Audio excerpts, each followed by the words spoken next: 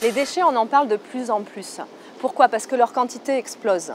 C'est bien sûr parallèle à la croissance démographique, mais c'est aussi lié au changement des modes de consommation. Par exemple, on utilise plus d'emballages. On a calculé en Inde que sur une période de 15 ans, les déchets ménagers vont être multipliés par 4. Dans les pays en développement, les municipalités ont du mal à faire face parce qu'elles manquent de moyens. Résultat, les décharges sauvages se multiplient. Cela entraîne pollution et maladies. C'est pourquoi il est impératif et urgent de prendre à bras le corps la question du traitement des déchets ménagers.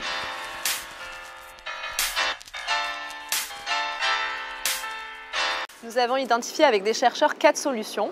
Dans un monde idéal, on pourrait les mettre en place tout en même temps. La première, c'est la valorisation organique qu'on connaît sous la forme du compost notamment. Alors il faut savoir que dans les pays en développement, les 2/3 des déchets ménagers sont organiques, c'est-à-dire alimentaires ou végétaux. Si on les transforme en compost, on réduit significativement le volume des déchets à traiter et on réduit aussi les émissions de gaz à effet de serre qui sont produites par la décomposition des ordures.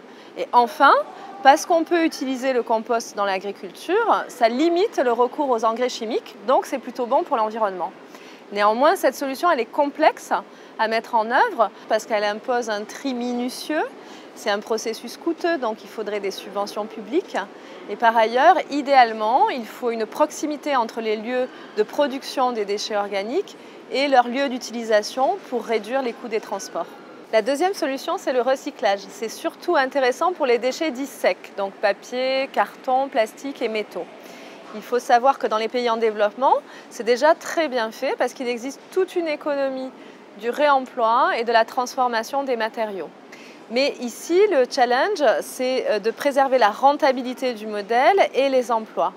En effet, ce secteur emploie de très nombreux travailleurs, mais avec des salaires bas, dans des conditions parfois dangereuses. Donc le défi, c'est d'améliorer leur situation tout en préservant le nombre d'emplois. Et puis, la troisième solution, c'est la valorisation énergétique. Alors, ça consiste à incinérer à très haute température les déchets pour les transformer en énergie. On peut utiliser cette énergie, par exemple, pour le chauffage urbain. Donc, ça limite le recours aux hydrocarbures, ce qui est favorable au climat. Cependant, c'est complexe à mettre en œuvre parce que ça impose une grande maîtrise technologique et des coûts de fonctionnement très élevés. La quatrième solution, c'est la meilleure, c'est ce qu'on appelle la réduction à la source. Comme son nom l'indique, ça consiste, si possible, à ne pas produire de déchets ou le moins possible. Par exemple, en interdisant les sacs plastiques dans les supermarchés ou en limitant la quantité d'emballage. Vous l'aurez compris, toutes ces solutions en fait sont complémentaires.